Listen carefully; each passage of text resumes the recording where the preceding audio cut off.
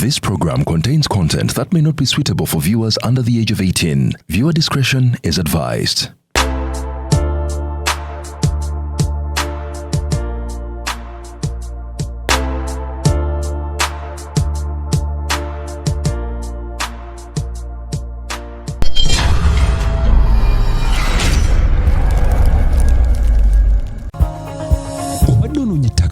Okuteekerateekera ebiseera by'ebyo mu maaso ensala eddiddwamu. Honest Asset Developers Company egulidde erinnya mu kutunda ettaka n'amayumba ekuleetedde ettaka ku nguudo ez'enjawulo eziyingira n'okufuluma ekibuga Kampala. Balina ettaka Essonde ne Misindye ku Namugongo Road ne Kiwenda ku Gaza Road. Ku Entebbe Road balina Nakawuka, Sisalutaba Express Highway ne Zil Phase 5. Ate ku Hoima Road balina Nansana Bujuuko, Kona Namasanga, Mabombwe Phase 6 and 7, Kakiri Mwera, Kakiri Magugu, Nampunge ne Gobero Muguluka. Amasannyalaze n'amazzi weebiri. Ate ng'ettaka lyabwe lya kyapa. Jjukira balina n'enkola y'ekibanja mpola ate n'okulambula kwa bwereere. Honest Asset Developers basangibwa Kampala ku Martin Road ku kizimbe kya Monkey Show Apartments. Okumanya ebisinga obakebereko ku mitimbagano gy'empuliziganya gyonna oba bakubireko ku noti 772 572 873 oba noti 701 572 873.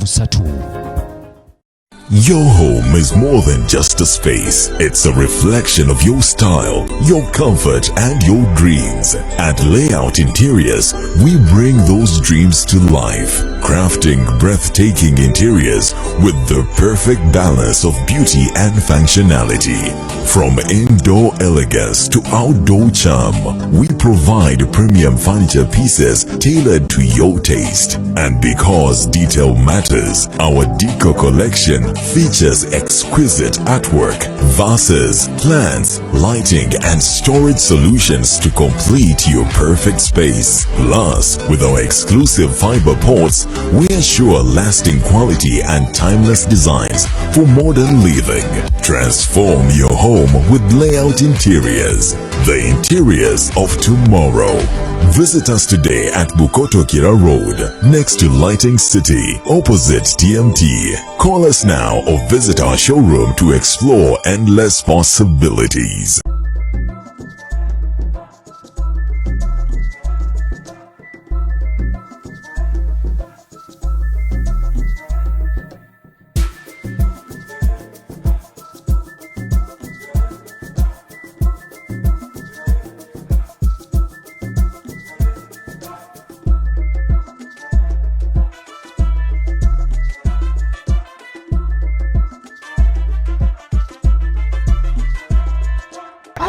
Ruzungu kale Kasuku tujikole sawa namba Ruzungu. Ruzungu tugenda namuza kujjere kutoka ntoko ndimbuzi ndempuno arabura babaddi abakyala wale somwira manyembuto katonda ya chembuto genda weji waminge yabaweereza buno bukeeke obutini singa babu mutwale bamusonseka mukamwa bwonna n'abufulumiza mu nnyindo. Kibwa alina guno omuggo gwa Musa wayitista premium detergent. waliwo wanangalie munda yakasajja kasendi kalimba bannange esendi bannange.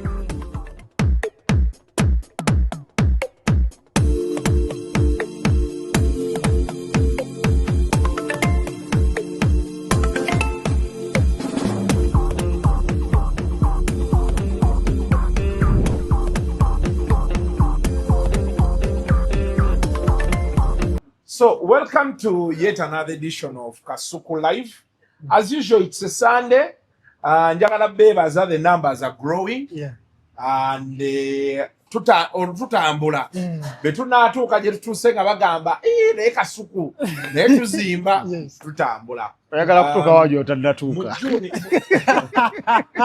Mu Juni ndowooza tugenda kuba tulaunchinze equip waffe omupya asobola okusibirako wano n'omukulu ne musibira tulina mike zaffe zetwafunye tugeza kati otandika okukyusa ekintu podcast space nga bw'otuula wabweru it does not feel like kuba omanyi abannayuganda balina ekizibu bwe bakulaba ng'otudde butuuziwa balowooza munyumyamu kati bo baagala okulaba ku biri complicated ero mbu twagenda okukwatako omukulu omu mu ofiisi ye ne tugenda ne mike zino ne kamera Asonga n'atunula bati naye n'agamba waayi kasita interview bazze jjijja tumale gakola era be yali yakolamu bukozi betugita ate wankubirira okumbuulira amazima nanga kide kifaananyi kyavuddeko akakasimu kammwe lwaki saabadde serious njagala okuba tukola interview you withdrawing tujja kwongerako bwogezi ate tetujja kudda namugamba ebintu tekinologi gyalaze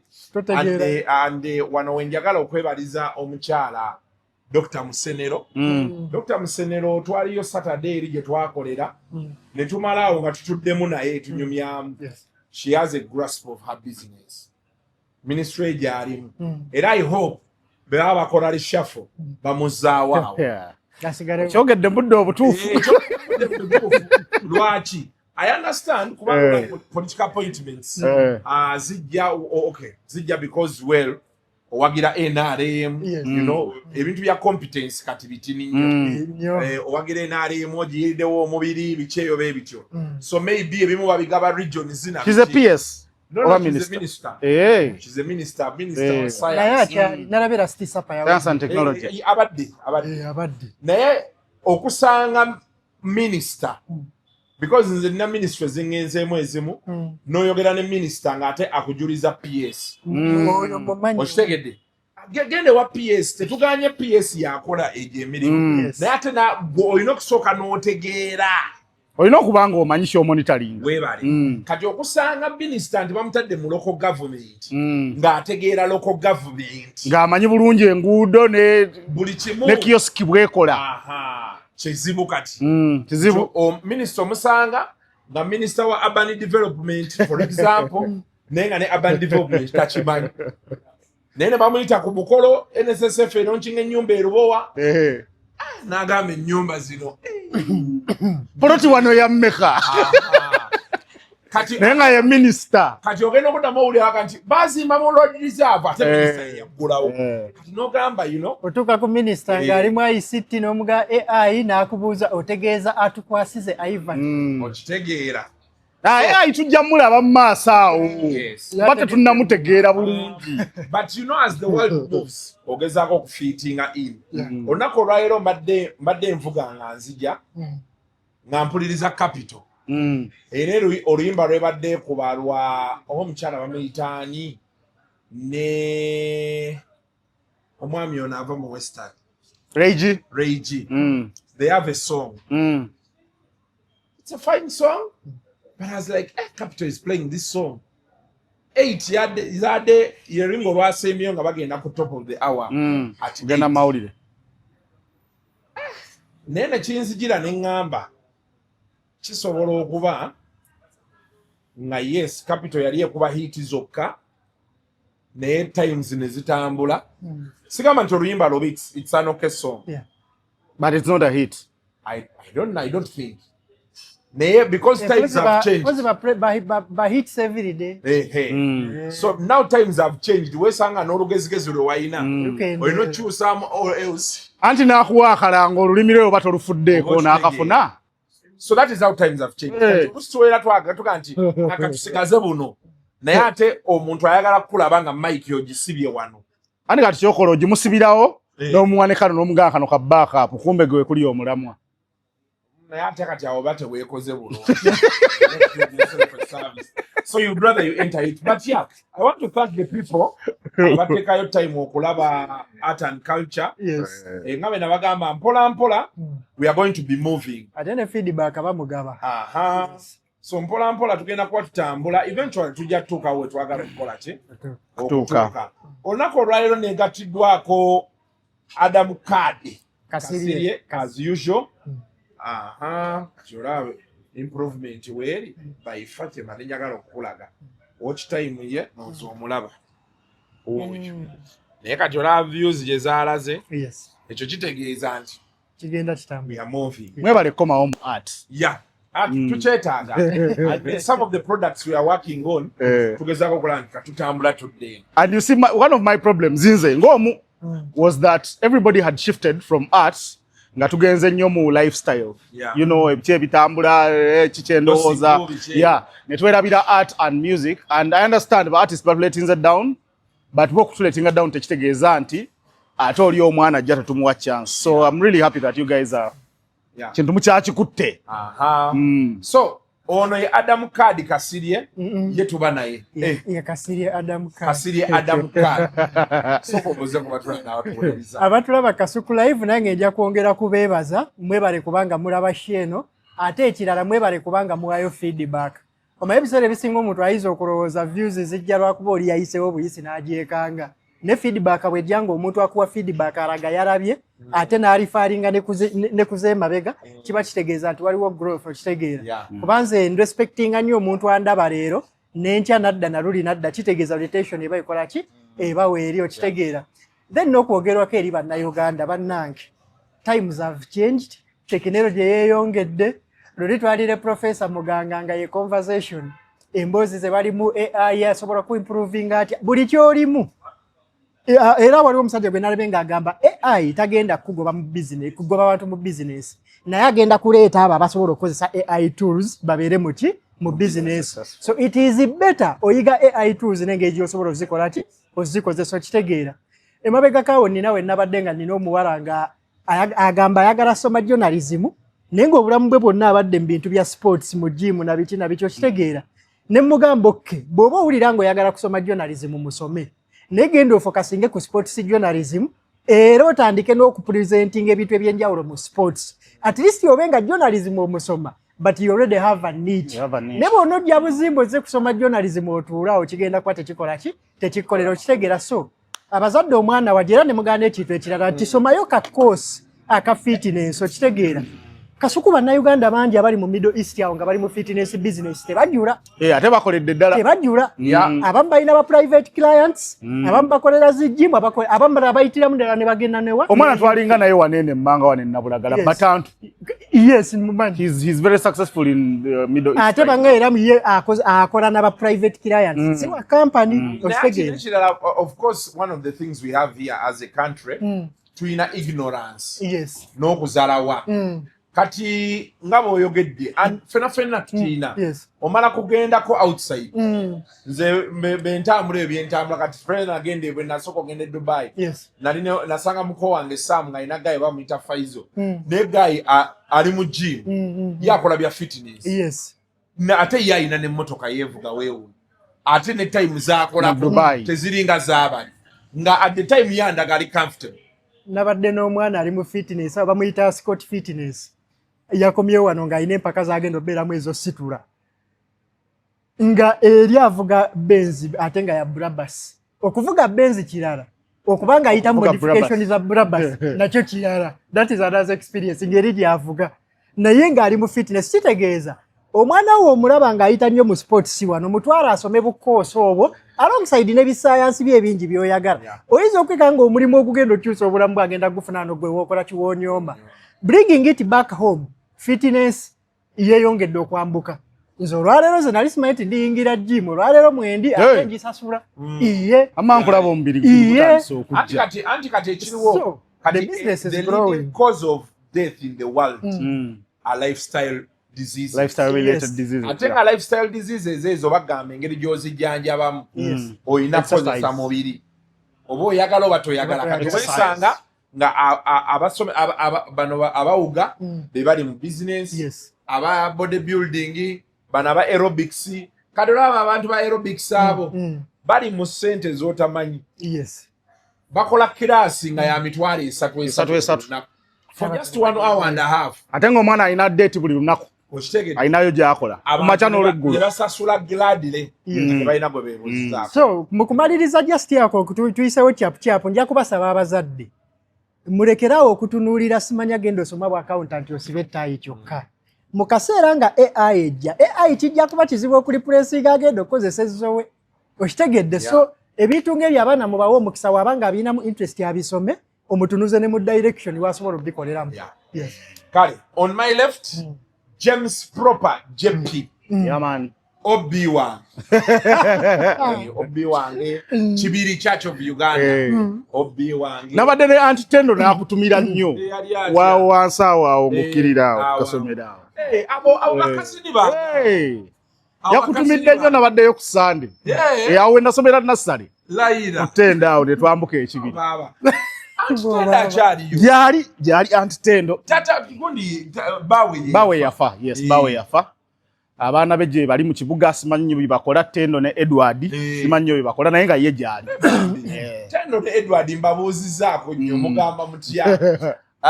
Naye James Propa ng'ovudde ku kyokwera obbi wange ate be yali atandika nange nali ntandika. Ane wansooka okutandika.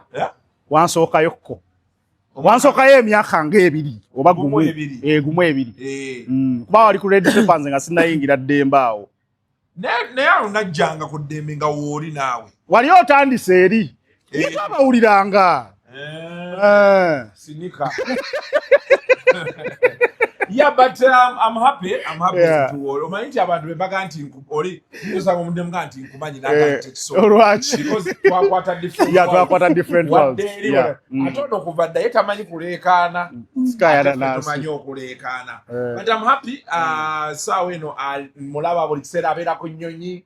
Nigeria, Ghana, South Africa, Europe. Ne Europe yagitandika. Ne Europe yagitandika. Nsanyusa okulaba James. Nange nsanyusa okusanga era ndi musanyusa. Saawa eno ndi artist and label partnerships manager, Christian and gospel music mu Africa ku Spotify. Wow. Yeah. That's nice. So kyenkola then. Gospel music mu Africa actually viable. Ali very viable. Yemu ku genres ezisinga okubeera influential. Ndowooza tuba tubala genres ezisinga okubeera ez'amaanyi. Mulimu hip hop, mulimu afrobeats. Right now. Yes, mulimu electronic music which includes amapiano, then gospel music comes next. Yeah. So akola bulungi batisiti baffe abaamanyi naddala ba worship leaders ba Moses Bliss balina 1.5 million, 1.2 million monthly listeners ku Spotify. So it's growing. Okujjako nti era still gap weeri mu Africa nti Nigeria ne South Africa ziringa ze zifeedinga the rest of Africa. Balala abali mu Africa teba amaanyi matono so tulilayinga nnyo Uganda ate tuli bubi nnyo tu consuming nnyo tuli ba importers when it comes to gospel music tu importing chovolaba Moses Bliss mukwano gwange ne Moses Bliss ayimba mu Uganda almost like every 2 months ugenda omulaba pastor bamuyita nnyo no waba corporate Fanero amuleta almost every 2 months okitegeera ogenda okuwulira Masechino na yazze so you find that almost every 2 weeks waliwo mu Nigeria ajja okuyimba mu Uganda mu gospel space. So to importing nnyo and we have failed to alina bote bakkiriza tuwa collaborations. Wakati wesanganga for example abayimbi baffe abamu nga already balina collaborations zibatuulidde. But whenever they say tukate watukole video gaye olujjanga yeebuzaabuza takola. Yeah. But it goes back to the numbers. Nti waneno mu Uganda tuyinza okugamba nti Levikson y'omu ku basinga mu gospel music. I simanyi exactly numbers kizaayina nayinza okuba ali ku mitwalo nga 8 ku 10 but then otunule Nigeria ngoli ayina million emu n'ekitundu kati gwe mitwalo 10 wogambira nti tukole collabo honestly alaba ngogendo muyonga kiba kimumenyamu koya but what does that get down to because I've seen aba Nigeria baina sound ye yabo je bagezezaako okukola mu gospel music bali nnyo ndowooza mu praise waliwo genres biri zenyinza okukimenyamu genre esooka ya praise and worship of course but skewing more to worship worship yona ali a bit slow you know I get to the soul so usually tugiclassifying nga subgenre mu praise and worship then waliwo movement empya gye bayita afro gospel which is afro gospel etambulira ku bigere bya afrobeats it's basically nga wola ba Shake ba Davido we bayimba but when the message is gospel so led by Limo Blaze I think yom kubasinga okubeera abamanyi yakola akayimba tebayita Jaira ko muyinza okubanga basinga mu yakola version ya afrobeats eyo so yayamba nnyo afro gospel movement okumuvinga forward so zezo genres ebbiri Nigeria zebasinga okutunulira era nga exportinga bulungi njagala ojjukire nti omu Nigeria takola nko music nga akolera abantu bebe waka yakola ready for export but here chechiganye because nalaba Levikson ayina emyaka nga 3 gye yali akutawo nga naye akuba afro gospel but well at the time space era nga agirimu bwomu alimu bwomu pozine nalabako ne copy blind I think that's what we can write home. I think Kupi Bly is more like Moses. nti yajja abaana ba Isiraeli mu Egypt naye si alina okubatuusa eri. So ye yazimbawo ekikye then obaani awo yaddako nga Moses amaze okukitandooza gwenja okuwa Levikson oyo nti naye alina byakoze but at the end of the day twetaagayokko abantu abalala bagenda okujja bakizimbe. Ebimu ku bisinga okutusibira emabega mulimu olulimi. You see, ebintu nga gospel music bitambula nnyo ng'omuntu kyayimba kiwulira ng'akitegeera nga kyogera gyali. Si just bya vibe tuzinyemu. No. Omuntu ayagala nnyo nga bw'owulidde akayimba you are Jaira okiwulira nti gwe oyogera ne Katonda wo. So olulimi kye kimu ku bintu ebisinga okutusibira emabega nga Uganda. Then relatability ya sound yaffe. Kidandali kyaffe unfortunately crossing nnyo. Ate lwe kikoze nga kyali crossing ze tukiteekako Oluganda lungi. Sito Oluganda lulina kubeera, I think to taking a lesson from Joshua Baraka. Nti Oluganda lusobola okubeerako naye nga lusaamu line 2 luleme kubuza oli gy'oyagala okuexportinga. So ekyo kitusibira emabega kyakusatu ndowooza the structure of the church in Uganda nayo te supporting a music because artist mu Nigeria ebivulu byawe byabwerere by the way kujjako bana abato abazza ba Afro gospel naye bali ba Masechino ba Judike baani ba Moses Bliss baba bakola ebivulu biba byabwerere but the church stands behind them. Jasobola n'okukola sente zinge omuyimbi wa secular zakola mu kivulu because the church supports them. Kati wano mu Uganda weesanganga gundi tasobola kuyimba mu church ya gundi n'amala agendayo batandika mu castigating ku mwego bako n'ebintu ebifaanana bwe bityo. So I think those are some of the challenges ezisinza okutuchallenginga. Then maybe finally tetuyinaawo labels zitegeera gospel music labels in terms of distributors abasobola okututuusa eri because bw'oba okoze product katugeze okoze njakozesa mukwano gwange Shiba yakolako company ya pad. Bw'okola company ya pad Makindye weetaaga channels ezigenda okujja pad eze Makindye zizituuse eggulu. Kakati here is the question, ogenda kuzimba bupya kiki ogule emmotoka ze ezigenda okutuusa mu Uganda yonna oba ogenda kukwatagana na African Queen already ina channels ezo. And I think that is where lwaki ndese mukwano gwange oyo nti awo ndowooza wali challenge ogezaako okuzimba channels ezize. Kakati ne mu gospel music waliwo challenge eyo nti you want to go music wabere influential mu America wabere influential Australia na wa but do we have the vehicles ezisobola okutuusa music oyo Australia? Kati ne wesanga nga mu Uganda tetuyinaawo channels ezo so akujja music kumutuusa eri.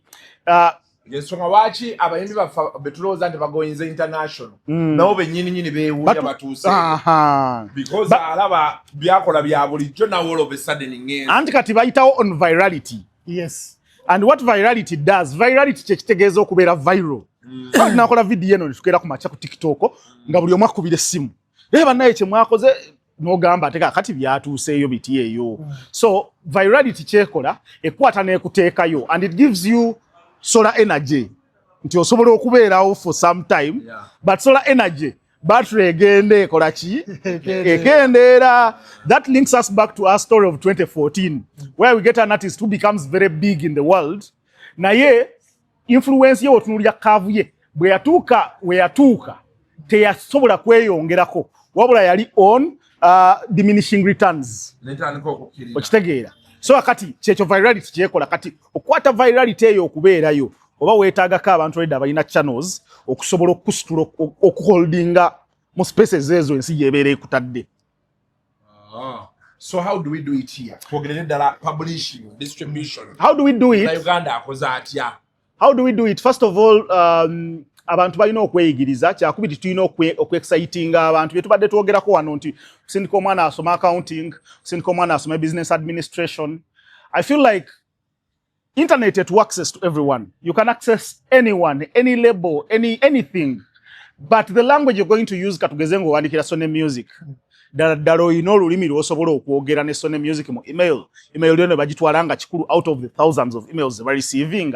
Kati awo ndowooza twetaaga okweexciting aba professionals from a vast range of courses and careers okuviira ddala marketing, finance, business development n'ebintu ebifaanana bwe bityo tube exciting bajje mu music industry because leero Kasuku nze naawe ne Kasirye ne bwe tufuna omuyimbi nga Joshua Baraka kati gwe bagamba nti yaleseewo management ye najja n'atugamba munnyambeko trust me tusobola muyambako ebimu naye waliwo ebimu bye tutasobola because we don't have the professional expertise mu areas ezo okiraba era no tuba tumuyambeko tulina tujja okumuteeka naye nga amagezi gaffe we gakoma so nga ate singa tubadde ne wa business development ddala nga muntu yabisoma abitegeera aba asobola okumuyamba okumwongera so ndowooza kye tusooka okwetaaga ku exciting professionals bajje batujoining abantu baffe balina okuhiringa professional yes kati nga bafudde bwakola nga bafudde bwakola nkesi yeetaaga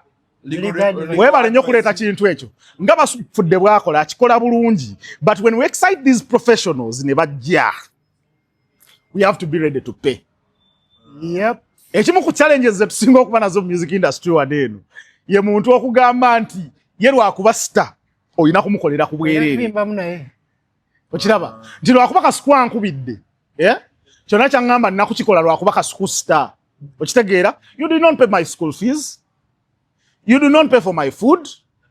Bwoba oyagala service you must be ready to pay. So yemu ku gaps endala ezitukeeping emabega nti abaana we bali wano balobu bakasirye bano baruno ba nsereko katwalo n'omwana omupya Peter we bali abalina ebintu bye bamanyiiko but trust me Kasirye tagenda kuwa his best unless ng'oli ready okumusasula ekyo ekijja mu magezi n'amaanyi gakuwadde. So Kasirye, does that mean anyway with the signing of the copyright bill, it is a chance for musicians or artists to now structure their business. That is what it should look like. Yes. But unfortunately, I don't think we are yet there. Chovolaba, some people believe that artists are supposed to be like ngente jebatwala kuchi kutale. Ye eri omuddo ye kuwa amata naye ate amata sigaayo. Gananyiniyo. So yensonga lwaki maybe structuring a business eyo okutereera twetaaga mu external investments ezisobola okujja one ezigula catalogue eziriwo two nezisigning a new talent ne basobola okubayambako because take an example of a boy like Powerboy mbadde muwuliriza nga nzija Powerboy bw'omutunuulira oyinza omugerageranya n'omuyimbi nga Vairota but Powerboy akyali muto probably talina capital as much ayinza okumuyamba okukola ki okukuza career faster than how Vairota was able to grow oba has been able to grow. So kati singa aba ina for external investor najja n'ateekamu kisobola okuproperinga career ye. So singa tufunawo ku investment yeyo kijja kutuyamba ate ekirala ne bino byonna betwagala nti bana balina tuwa channels ezitwala music waffe ebweru balina kuyitira ku structured systems. Tewali agenda kujjanga endongo tugikuba bakubuuza wakoze sente mmeka omwaka oguwedde nga you have no idea. So with the structured systems last year nakola billion yes amanye nti benteekamu ebbiri wakirinze nja kutwalako ennya yatwaleko ebbiri ekirala nze bwe nziteekamu nfunira wa kyakubiri leero tuli mu kooti twebuuza bwe nteekamu ssente mu muyimbi Kasuku azze ne tutuuka ne twawukana nze nga manager nsigazaaki with respect to clear cases of Spice Diana versus Manager Roger, Radiant Weasel versus Good Jeff Chiwa, Shiba versus Jeff Chiwa, Kagoda versus Lydia Jasmine. Irene Tallis. There are so many cases as letted up potential investors to shy away. And we cannot go to the next level without money. Kubana ticket je wetaago gendera gwali ogenzeke London. London ticket yekujja Uganda okutuusa London ya $9 ekitone nnyo kati nga amafuta uliteganna linnya bw'otuuka London nze nasula mu room ndowooza ogatta buno butebo bubiri zino teziringa fuuti 3 fuuti 7 nasula mu room yali fuuti 7 ku 7 nakisasula 1.7 million for 7 days okiraba nga katono bwe kati so kyengeza okulaga is the extent of cost okusobola okutuusa music waffe gye twagala agende ngezo sente teziriiwo wano. So it means tulina kufuna abantu bali external bajje bateekemu ssente ezo naye the structure the system does not encourage choga Kasuku gwe tewali yagadde kubeera nti music industry ekuyambye gino gye tukuliddemu kuba nti osoji investingamu back ne bwe investingamu ogenda kufunirawa sente tezidda bwe buzibu kati era abantu abasinga bonna abatadde sente mu bayimbi namukwano gwange yalina gurupu y'abawala n'abalenzi naye yaŋŋamba kati mbikolera bukolezi bano charity. Eventually recently I had a conversation with him naŋŋamba olina kubeera ng'ayamba abanaku omanya nti okitegeera omanya nti abanaku baabano omuyimbi omwambaza n'omuliisa n'omunywesa n'olabirira ewaabwe ayinamuteekako n'omusaala yabeere bulungi kana ate n'olyoka omutwala n'omugulira oluyimba n'omukolera audio n'omukolera video n'omalaawo ebyo ne bibaawo kana ate gwe wennyini n'otandika okulupromotinga ku TV ku radio kati ne ku social media ogenda omumalirizanga omuntu omu gw'oyagala okupushinga to the world nga tonaadde okukomyawo oluyimba n'olwo ng'oli mu miliyoni 100 kyokka ate n'omala oddufulumya aye ne mukubako shares obwereere abantu bamumanye amafuta era gw'oteekamu amafuta era gw'oteekamu ne appearance okugezako ga nti tujja kufuna aleme kwekyanga kati mukama n'abayamba ne mukikuba otadde mu 15 ne zitandika okujja kati bwe zitandika okujja zino ezizze ze muzaamu because teziriiwo kyo kyekituufu oteekamu nnyingi teziriiwo wayita emyaka 3 contract neggwako n'akugamba agenda bw'akugamba agenda n'akugamba ennyimba ye zonna ze yakola ajjukira nti zaakolebwa ku ssente ze yakola ate era bw'atuuka ne mu kooti because tewayitamu eno process yako registeringa simanyi copyright kugenda mu URSB kola ki etteeka liprotectinga muyimbi as first priority gwe teri agenda kuwuliriza because toyinaako n'abantu mabega bagenda kubaakinga waneno buli abeeranga agenda okubeera successful gwe basindikira amumenya abali badde bennyini abakusupportinga ate be bakuba bennyini be bagamba omuyimbi w'ebigambo so newesanga nga honestly nze ndowooza singa tufuna omugagga n'ajja mu music industry eno ng'ayina $1 million nga 5 n'ajja n'agula buli kimu naye lwakubeera yagezaako okugula ow'eggulu era baamubba kindeetewo muganange Adamu Kasirye Adamu Kade Joshua Baraka ne management ye mu kwogera kwe namulabye ng'agamba nti contract yaggwako era ne bagenda bulungi there is no bad blood. I've not heard from the team gy'adde akola nayo but they are mamas. Papa. Timu tayina kyeri mu kwogera. What is the situation there? For starters, timu tayina kyeri mu kwogera. Buli ayogera kyayogera ku lulwe. Timu yasalawo kusirika. Okitegeera. Era naffe ababali okumpi abamu twali tusazeewo kusirika tukyesonyiwe era kyobala tukigenda kitini kuba baagala okivuga kakikole ki bakivuge nga bakyagala okitegeera.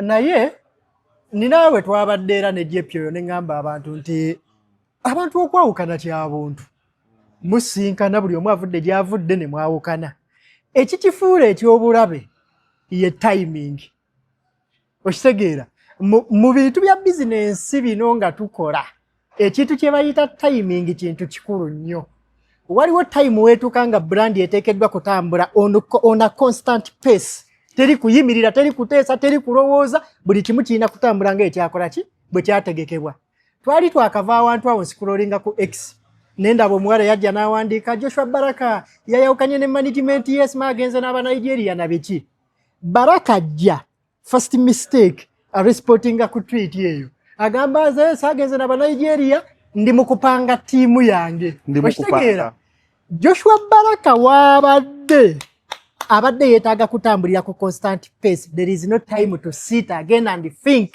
kuba olwedde babadde bafunye we bayita ebbanga lyonna lye boogera sima bakoze emyaka 5 omwaka oguwedde gwe mwaka ogubadde successful ogutandise okubawa obutuufu bw'ekifaananyi ky'ekintu wrong places yajja neeyitamu morokeze eyiseemu nga balina album namba CEP ng'eri mu kukola bulungi okitegeera batandise ogiteekako remixes ezitambula leero ate eno mu West Africa bakukkiriza olina small god olina sakodi bakuwa okitegeera Dipula ali gyali akunoonya ba Mr. Easy gye bali bonna bakunoonya Mr. Easy omu ku ba investors ab'endongo mu Africa abaddala okitegeera so kaakati awo nga wooli mu timing eyo nga teweetaaga kutaataaganya winning team nga muteekeddwa okusigala nga mukola ki nga mutambula otuuse oli namba 2 mba artist abasinga okustreaming mu East Africa okitegeera tumaze ebbanga nga kikola ki nga tetukirabako kakati bwe mubanga mukifunye that is a very long time Kasuku okugamba nti kakati eno tuli mu katugikole ki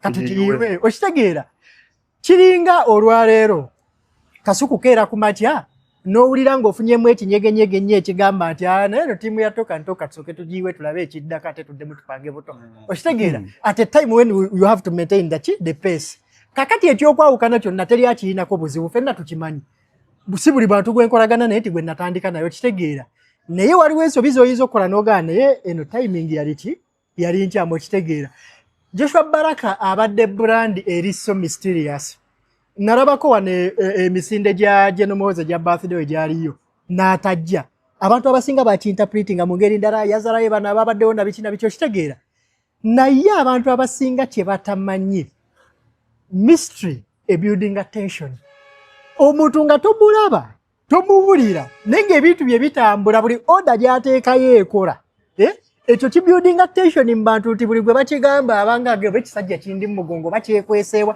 tomanyi waali kati Joshua Baraka abadde such mysterious nti onoonya w'omulaba ewangi tamulaba nenge endongo ogiraba progress ogiraba PR akolebwa nga ye tayogedde na kwogera nga ye okuvaayo okwogera ayogera kuki ku ndongo yo kitegeera olwaleero bwe kiba nga ate ayina okujja yeeteeremu defense ku kintu kyabadde akubanga logical obadde okireka ne kitambula nga ebakyagala kitambule gwe nga okola ebibyo olaba nga watandise okubaawo ki branders okitegeera so kaakati the timing is very important bwe mukola ki bwe mwawukanira okitegeera ne ba artist mbasaba musaasirenga nnyo abantu waliwo nabalabye Douglas nga wandika agamba nti management wezaawukana abayimbi bwe baawukana ne management ebiseera ebisinga ekola ki esirika okitegeera abatulanjaga bategeere ensonga ziringa bbiri nze zendowooza lwaki management esirika esooka management ng'etandika artist nga tebuukidde mubuukire Kasuku ebanga bw'ozaala Nicholas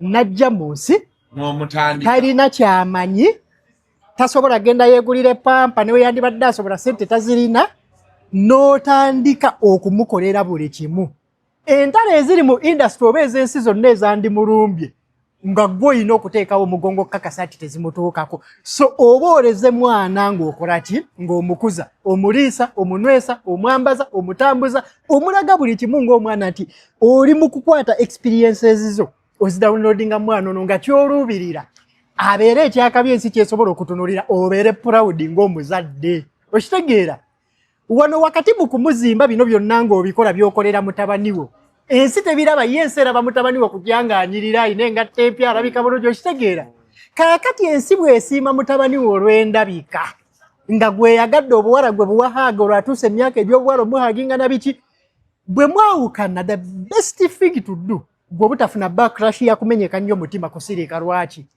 abantu baagula muyimbi tebamanyi gwe wooviirayo n'oteesa bo bagenda kuvuma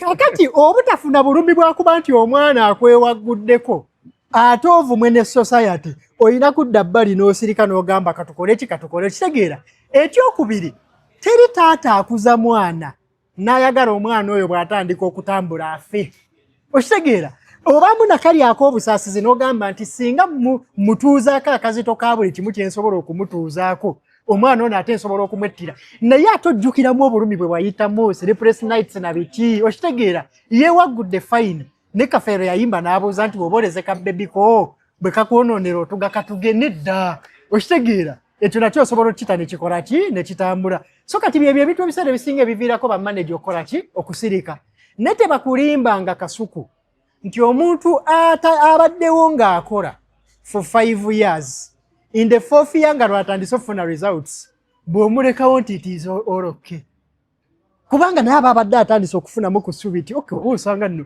kintu kino twali tukigana kireka kigatandika okukola kyokola kitegeera kati bw'ogendera wallahi heartbreak eba nnene kakati it is best wadde oboogerako bulungi ng'olaga ekintu kitambula but then also the best is to keep quiet okitegeera so kati nga tumaliriza ku nsonga eyo eri emu we are calling for investment we are calling for professionalism naye bye tulaga ku katimba mu maaso wano tebyencouraginga investor yonna bye tulaga mu maaso wano tebyencouraginga professional yenna singa ba artist be Uganda naffe abali mu industry twagala ekyuke tulina otandika okukola ebikolwa ebyencouraginga omusajja okujja ne ssente ze ebyencouraginga kino na kino kola kyo kitegeera kale at least bwe mubanga mwawukanye making sure nti Kasuku abadde ateekamu ayina ka portion nti buli mwezi anaabanga ali awo ka message ne kavuga paba ng'ayina kafunyeyo akatist mu streaming ng'ani atema ssente ezo kuba waliwo obuzibu Kasirye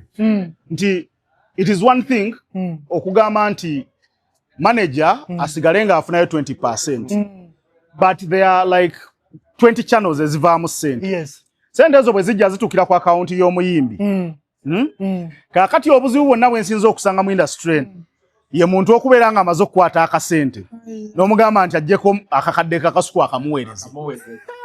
Ukiraba kati kyekiri kye tuddako nti because tetuyina label structures zikola mu butuufu bwazo kifuka challenging. Nzijukira we na interveningako ko mu nsonga ya Kola Tunes is Jeff Neshiba.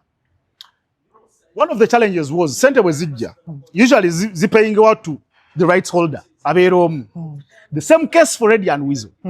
Nti radio yafa naye weebuuza engeri gy'olina okutuusa ssente za Moze eri famire ya Moze nga togiraba because tebalina ki nezimaliza nga zigenze waani wa Weasel. Kati ye yamanyi oba anaazibawa. Kakati ne mu management zino nga zaawukanye flow ya ssente zino okusobola okubeera split accordingly is still a big challenge that we are going to face now and for the next few years. Nti the businesses zemanyi ziri bbiri manyi nnyo streaming ne Kola Tunes ezo. Kola Tunes zitegeera nnyo mu context ya Uganda because ziri unique for Uganda. The process is unique like since nyingi ezikola mu Kola Tunes. Naye weesanga nga oyina catalogue. Katika tugeze catalogue ya Spice Diana. Ennyimba zonna empya ezikoleddwa kagobako biki ezo za Diana nga ye. Zonna eziri eri emabega tukkiriza nti Roger aziinako omukono. Source management. Nga nakwogera ku Roger. Twogera ne ku nnyimba ziri ze yakola before nga tannafuna Roger nga kyalina Unix. Of which ne Unix naye alibadde akola ki ayina share. But the thing is sente bwe zijja mu tuniko ya Spice Diana zigenda ku account ye. Unix afuna atya ezize. Roger afuna atya ezize ne Diana afuna asigaza atya ezize. It goes back to the contracts. It goes back to the contracts, yes. Some years ago, I think 2 years ago, nali njogera ne Jeff Chiwa. Tried to get up we are ready ebyo. Nangamba ye bwa kusigninga rights z'ennyimba ya Stwala. Kwe gaobeera bakiyita work for hire. Hiring oyimbe. Era bwe nalabye guno omusango nezijukira that interaction. Yes. Era ye yali angamba nti oyo muleka yakole byonna byayagala. Right, kuba twayitwogera at the time twayitwogera ennyimba za radio ziri all over. Naga nti ennyimba ffe tuziina zonna bwe nali nkyakola naye rights yalina contract ye era ye azicollectinga ye nga yali producer waabwe yali manager waabwe. Naye kati tolabawo unfairness. Sente zonna ziddawo. Tolabawo unfairness era still tolabawo unfairness ey'okuba nti kale in all aspects nti Jeff ayina contracts. But Shiba still deserves something from her music. Kati yagamba nti performing rights zasigaza zokka yasigaza eno nga copyright neighboring rights zize performance zizo copyright zono performance is artist. That sounds like obviously artisting ate bakuta. And by the way, world over most yonna okujja kati abayimbi balina ekintu kye batandise ne Michael Jackson yabikolanga yasooka ne yeegula n'amala n'agula shares mu label yali mu holding kati ali n'atandika okugula music w'abalala. I think was it Katy Perry ze bagamba Taylor Swift naye yeegula mu Universal naye yeegula kuba yasooka n'abagamba ne bagaana n'akola remix. Anti buyout clause ezo ziraba bibeera open mu contracts. Era obeera okimanyi nti buyout clause yaffe ya $150,000 okiraba. Naye obuzibu bwa Uganda era we budda nti nobody really cares about the contracts. Tewali afaayo contract yamu oba efaanana etya oba efaanana etya. We just move. I see. Anyway, but for me, one thing chenjagala osidinga ne ba managers. Contract zino bazikole nga rights copyright bamusigaza. Kubanga manager yateekamu bino by'omulaba nga amaze okufuuka omuyimbi. Process y'okuleeta omuyimbi si nyangu. It's very expensive. Process ya kuleta munnamawulire. Naffe no gye tuli YouTube ali mulago obulaze ensi. Sikintu. Nse mutegeere mwagale. Kale. Now on to our last topic. Mukyabe enkoleze. Kuli okay? Tufunye olutalo lwa Saha ne Pallaso. Wiiki eno. Engoomi neevuga abantu ne beesala n'ebijambiya. Obuzibu ki? Musindiseeyo. Nsindiseeyo. Nkusindikidde abasajja bo. Nze nali mmanyi basaaga mu bya internet. Bayinamu obuzibu. Pallaso yakeera ku matya n'agamba nti abayimbi abasinga tebaweza hits 20. Ye n'ateekayo ezize. Okitegeera? Bw'assaayo ezize, ttiimu ya Saha oba neeteekayo bafaani baba artist ne batandika okuteekayo. Ne wabawo obutakkaanya buze bwe nalowooza nti butinditindi tebulina nnyo wala gye bukola ki? Gye bulaga. Ku social media awo ne beetwaliramukko. Era Pallaso n'agamba Saha, bulijjo b'okugulana nabo tebamanyi kyakkola. Kati oyinza okufulekera ati omutuufuze mmanyi byakusaaga. Mbadde surprised nnyo okuwulira nti kyafuuse physical okutuuka awo. Omwana bamutemye omukono kataguveeko. Kituludde bwetiga sikikkiriza nze nali mmanyi byakoma wali. Kyokka ku Supremacy we bali. Bonna ate omugagga kyali waabwe Fujita. Era bonna bantu be bamayanja bantu be ne Saha muntu. Okitegeera? Kati n'obusugu bwe babujja ate okulwanira ku kifo ate ekyakyali waabwe. Kuba jjukira mumanyi ate nekyali wammwe mukola ki? Mumufiiriza ate mugagga wammwe sina just kyali wammwe eti byakunyumyamu bunyumya. Okitegeera? Kati simanyi bute batuusaawo. Nengezo okwekanga nga abasajja bali serious beekuba ebyaddala. Pallaso ne yeewogomamuko kati ninadde eri ebbali kyokka ate nabo bennyini tebakuba baprincipo baabwe. Bo bakubagana bokka be bagenda okwekosa. Ne Saha yabaddewo. Yabaddewo ng'agenda kuyimbirako bamuyita Emusani. Waliwo omuntu bw'adde alina okuyimbirako awo ekivvulo okitegeera. Wane nankulabye. Ku Supremacy Lounge okitegeera. Ne bakubagana. Neze kyenyiza obbagamba kiri kimu. Tosobola kubeera ng'okuba gavumenti. N'ogattako okuba omuzzi w'emisango. Bw'oba oyagala okuzza emisango wagira lumu gavumenti kubeera yakunoonya ddawo ekkwatira. Nti ekikugamba not out of excitement tosobola kubanga okuba gavumenti nga bw'ogiwa gaapu bw'esobola okukolera kyeyagala okukola. Anti ate ayinza okuba nga olwedda agirimu. Ati wuliriza time etuuka nga waliwo ekirina okuyita nga balina okusaddaakayo omuntu olina kuswala. Okitegedde? Wandigaanye luli nga tolina musango kwe bakwatira. Ne bw'obaako olinako keesi gye baakutaasa olina kukkiriza kukola ki? Kozi bombi tebaagala gavumenti. Naye ate omu mukodomi. Whatever. Ne mu maaso wano tebatambuza. Fani beesi yaba esinga. Erinnyo liniyetiko ki? Opposition. Okitegeera? Kati buli weweeteekako bikeesi bino byonna bye bagenda otunuulira baleke bwe bati. Oba weetadde mu tageti wadde tujja kulaba ekkololo ng'oyimba linejje lya Museveni bwe litagoba terina. Nga bakutte. Abawagizi bwe bagamba ate atukoze ate okitegeera. Olaba ebiseera ebisinga Kasuku. Ngamba nnyo abantu abali mulayi. Si buli wookola omusango ne batakuvunaanira nti baba bakulesa baba bakuterese ku tayimu nga weetaaga oku-executinga plan C oba ojja executinga whether at your will oba ng'oli threatened. Olwaleero ng'olina nnamba y'abantu mu gavumenti abakulu nno boovumye. Olinamu ennyimba nga zikasolo mudye. Olinamu ebintu nga buli ebugu yawe okigamba amanyi bwe wali ogamba okitegeera. You have to be at your best discipline. Teri mufere w'opposition. Taliyo. Teri mufere? Teri mufere nga wagira opposition. Taliyo. Kubanga akimanyi ati anytime abasajja ogenda bakola kyo beetaaga okitegeera. So if you want to be opposition leaning, then stay clean. Otherwise ogenda kuswala. Kasuku abantu wano kambaga ekintu kimu. Mu America gavumenti teyakeera ku makya neetegeera mbu arakeri abadde akozesa abaana. Yalingayo kuva mabega. Waliwo ne baagezaako mukwata banne ne bamuwaanira ennyimba nga zi not guilty ne zikola ki? Ne zifuluma. Nidi. Byabadde ng'akola babadde nga babimanyi. Okitegeera. Lwe yavaayo n'agamba nti beetaaga ekibiina ky'abaddugavu. Ekinfluencing endowooza z'abaddugavu. Nga bapuleyeri bakimanyi nti he is a strategic thinker. Kitegeeza asobola okubeera more effective than Kanye West. He has to be reminded who holds the power.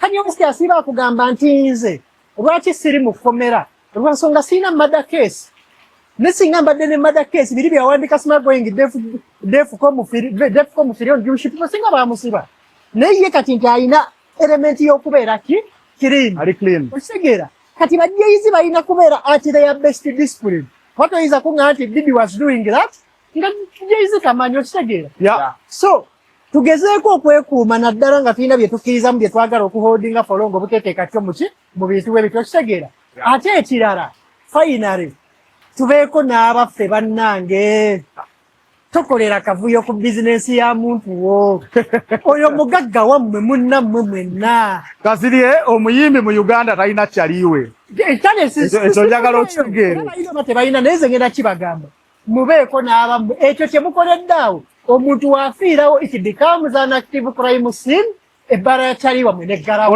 olaba akuba bamusponsoringa bivulu bye okitegedde kati omusuubira okukkiririza mu just ayina ekifo omusajja oyo omulaba ayina omuyimbi kyali wange gwe yanyiigira paka nakati era buli we twasinkananga ewantu nga ŋŋamba sikulinaako buzibu ne mukwano gwo simwagala ne mubuuza yakola ki nandaga vidiyo ng'ebbaala bwe yali eggulawo kyali wange yagendayo nga balina kye batyankalanyemu ne bakolerawo akavuyo yamukyawo ekisungu kimuli sente ze wawulira oluyimba lwe nga luzanya agamba omwana najja ku bbaala yange ng'etandika butandisi kati obwo obulumi abulina olwaleero amaze okuinvestinga etambudde kati ate bakyali. This is what I think guys. Ndowooza mu violence yenna abaddewo okuva ndowooza mu 2000 kati tetunnafuna example tetunnafuna muntu gwe bakwata ne bamuteekayo ne bamusalira emyaka 15 tubulamu president yeyo tubulamu president lwaki president yeyo njagala ejja ng'omuntu tebannamutemako mutwe okitegeera buli omu ayige but unfortunately because some of these boys they are under influence of drugs and alcohol n'ebirala bo lwatunulira bamuyita batya vibes katero yakava mukomera ne Buju Banton bo balowooza mbu kasita gwa Buju Banton gwaggwa abamu kuba ne bagamba basavinga emyaka 5 mu America wano tebigenda kubalema kusavinga but my friend one day one artist is going to go mu kaguli k'omulamuzi amusalire amayisa. That is when we shall wake up together the impact this has on our lives and the lives of those we love. Because wakutekayo emyaka 15 it is not just you, it is your family, it is your people abadde bakufunirako bonna babeera basafaringa.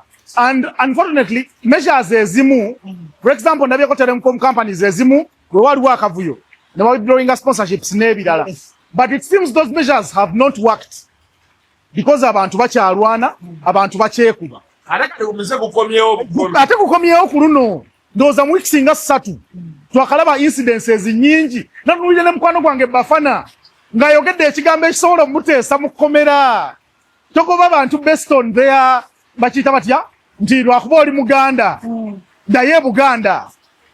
You know, some of these things bisobola okutuleetera ebizibu bye twali badde tutunulako mu maaso tumanye nti no music is not just for you abakuba endongo but it became a national influential tool. Yes. So bwaba musically as influential as that, yeah?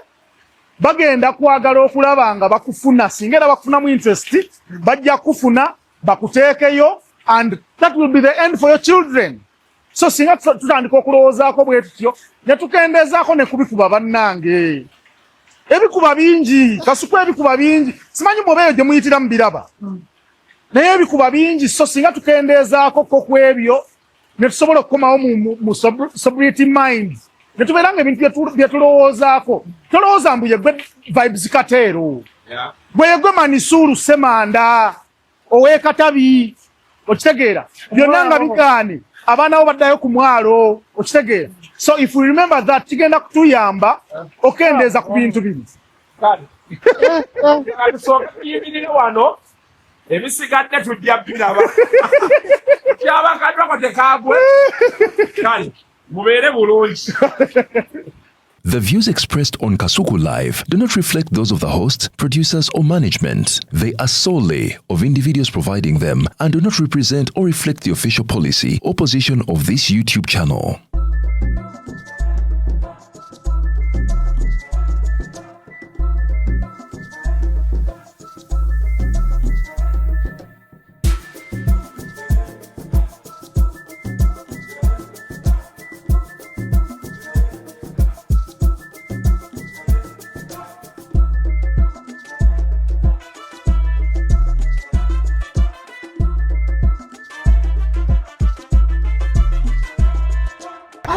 tugenda luzungu kale Kasuku tujikole sawa namba luzungu luzungu tugenda musa kujerera kutoka ntoku ndimbuzi ndi ana bora babaddi abakyala wale somwira manyembuto katonda ya chembuto genda wedi waminge yabaweereza buno bukeeke obutini singa babu mutwale bamusonseka mukamwa bwonna n'abufulumiza mu nnyindo kibwa alina guno omugo gwa musa wayitista biblia mu detergent waliwo wanangalie ebola y'akasajja kasendi kalimba bannange esendi bannange